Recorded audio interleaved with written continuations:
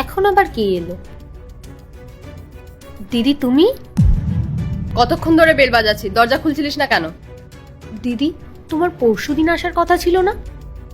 হ্যাঁ। দিদির তো পরশুদিন আসার কথা ছিল, আজকেই চলে এলো। কি ব্যাপার?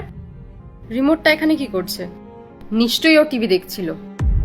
আমি এখানে ছিলাম না, ও শান্তিতেই ছিল। শান্তি, কোথায় গেলি? এক গ্লাস জল নিয়ে আয়। দিদি জল।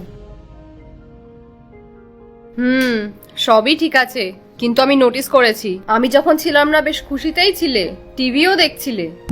ঘর পরিষ্কার করেছিলিস? মনে তো হয় না করেছিস, তোর দ্বারা কোনো কাজই হয় না। না না দিদি, আমি ভালো করেই পরিষ্কার করেছি। ঠিক আছে, যা তুই। আজকালকার মেয়েগুলো না বিশাল চালাক।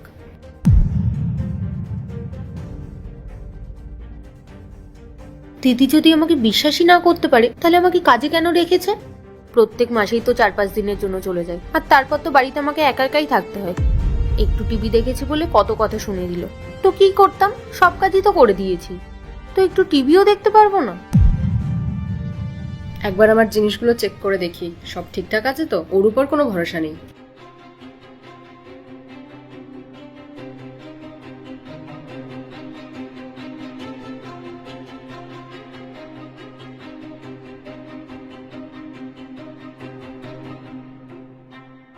ঠিক আছে, এগুলো তো ঠিক আছে।